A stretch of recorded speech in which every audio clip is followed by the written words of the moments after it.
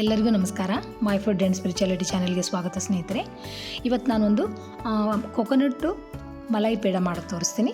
ಇದು ಕೊಕೊನಟ್ ಅಂದರೆ ಕೊಬ್ಬರಿಯಿಂದ ಮಾಡಿರೋದು, ಆದರೆ ನಿಮ್ಗೆ ಅನ್ಸೋದೇ ಇಲ್ಲ ರೆಡಿ ಆದ ನಂತರ ಕೊಕೊನಟ್ ಇದು ಅಂತ. ಅಷ್ಟು ರುಚಿ ಆಗುತ್ತೆ ನೋಡಿರಿ. ನಾನು 2 ತೆಂಗಿನಕಾಯಿ ತೊಗೊಂಡಿನಿ, ಅದನ್ನು ಕಟ್ ಮಾಡಿ ಈಗ ಅದನ್ನು ಸಣ್ಣಗೆ ಪೇಸ್ಟ್ ಮಾಡ್ಕೊಂಡ್ಬಿಡೋಣ. ಸ್ವಲ್ಪ ತರಿಯಾಗಿ ಹಾಕ್ಕೊಂಡ್ರೆ ನೀರು ಹಾಕೋದು ಅವಶ್ಯಕತೆ ಇರಲ್ಲ. ನಾನು ಸ್ವಲ್ಪ ನೀರು ಹಾಕ್ಕೊಂಡು ಪೇಸ್ಟ್ನ ಮಾಡ್ಕೊಂಡೀನಿ. ಯಾಕಂತಂದ್ರೆ ಕೆಲವೊಂದು ಸಾರಿ ಜಾಸ್ತಿ ಕೊಬ್ಬರಿ ಉದುರಿದ್ರೆ ಎಸಿಡಿಟಿ ಆಗುತ್ತಲ್ಲ, ಅದಕ್ಕೆ ನಾನು ಪೇಸ್ಟ್ ಮಾಡ್ಕೊಂಡೀನಿ. ಆಮೇಲೆ ಇದು ಕನ್ಸಿಸ್ಟೆನ್ಸಿನೂ ಭಾಳ ಚಲೋ ಬರುತ್ತೆ. ಅದಕ್ಕೆ ನೋಡಿರಿ, ಅದಕ್ಕೆ ನಾನು ಒಂದು 150 ಗ್ರಾಮು ಸಕ್ಕರೆ ತೊಗೊಂಡೀನಿ. ಈಗ ಕೆಲವೊಬ್ಬರು ಬೌಲ್ನಾಗ ಕೇಳೋದಾದ್ರೆ ಒಂದು ಬೌಲ್ ಹಾಕೋರಿ.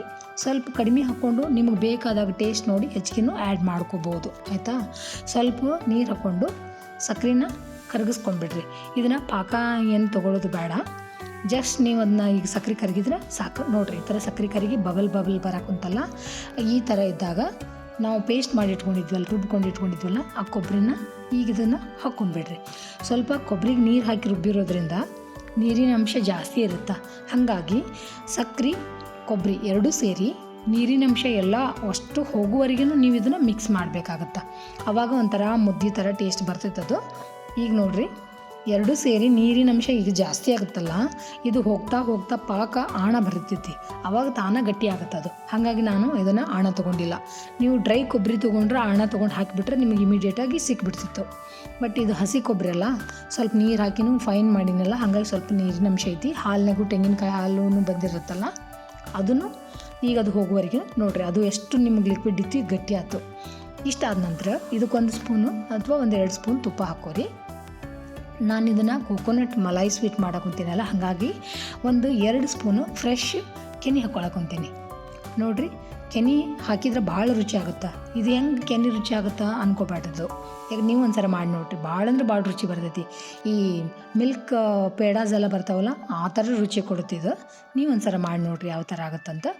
ನೋಡಿರಿ, ಈಗ ಮತ್ತು ತುಪ್ಪ ಮಲಾಯಿ ಎಲ್ಲ ಅದು ಕೂಡಿಸಿ ಅಷ್ಟು ಕನ್ಸಿಸ್ಟೆನ್ಸಿ ಗಟ್ಟಿ ಆಗಬೇಕು, ತಳ ಬಿಟ್ಕೋಬೇಕು ತುಪ್ಪ, ಆ ಥರ ಮಿಕ್ಸ್ ಮಾಡ್ಕೋಬೇಕು. ಈಗ ನಿಮ್ಗೆ ಕುಂತಿರಬೇಕು, ನೀರಿನ ಅಂಶ ಒಟ್ಟು ಇಲ್ಲ. ಇಷ್ಟಾದರೆ ಸಾಕು. ನೀವು ಒಂದು ಸ್ವಲ್ಪ ಕೈಯೊಳಗೆ ಹಿಡ್ಕೊಂಡ್ರೆ ಮ್ಯಾಣದಂಗೆ ಆಗುತ್ತೆ ಅದು. ಆ ಥರ ಆದ್ರೆ ಸಾಕು, ಬಿಟ್ಬಿಡ್ರಿ. ನೀವು ಒಂದು ತಟ್ಟಿಗೂ ತುಪ್ಪ ಹಾಕಿ ಹಾಕ್ಕೋಬೋದು. ನಾನಿಲ್ಲಿ ಒಂದು ಮೋಲ್ಡ್ ತೊಗೊಂಡಿನಿ, ಕೇಕ್ ಮೋಲ್ಡು. ಅದಕ್ಕೊಂದು ಬಟರ್ ಪೇಪರ್ ಹಾಕೀನಿ. ಅದ್ರೊಳಗನ ಇದನ್ನು ಹಾಕ್ಕೊಂಬಿಡ್ರಿ. ಹಾಕ್ಕೊಂಡು ನೀಟಾಗಿ ಅದನ್ನು ಪ್ರೆಸ್ ಮಾಡಿ ಒಂದು ಅರ್ಧ ಗಂಟೆ ಬೇಕಾಗತ್ತೆ ತಣ್ಣಗಾಗಕ್ಕೆ. ಪೂರ ಕೋಲ್ಡ್ ಆಗೋವರೆಗೆ ಬಿಟ್ಬಿಡ್ರಿ. ಬಿಟ್ಟು ನಿಮ್ಗೆ ಯಾವ ಥರ ಕಟ್ ಮಾಡ್ಕೋಬೇಕು, ಯಾವ ಥರ ಶೇಪ್ ಬೇಕು ಆ ಥರ ಶೇಪ್ನ ನೀವು ಕಟ್ ಮಾಡ್ಕೊರಿ. ನೋಡಿರಿ, ಈಗ ನಾನು ಇದನ್ನು ಒಂದು ತಟ್ಟಿಗೆ ಡಂಪ್ ಮಾಡಿ ಸ್ಪೇರ್ ಮಾಡ್ಕೋತೀನಿ. ರುಚಿ ಅಂತೂ ತುಂಬ ಅಂದ್ರೆ ಭಾಳ ರುಚಿ ಆಗಿರ್ತೈತಿ. ನಿಮ್ಮ ಕೊಬ್ಬರಿ ಮಿಠಾಯಿನ ಅನ್ಸಂಗಿಲ್ಲ, ಅಷ್ಟು ಟೇಸ್ಟಿಯಾಗಿರುತ್ತೆ ಬಾಯಿಯೊಳಗೆ. ಯಾಕಂದ್ರೆ ಮಲಾಯಿ ಹಾಕಿವಲ್ಲ, ಅದಕ್ಕೋಸ್ಕರ. ನೋಡಿರಿ, ಗಟ್ಟಿ ಆಗೈತಲ್ಲ, ಈಗ ಕಟ್ ಮಾಡ್ಕೊಂಡ್ಬಿಡ್ರಿ.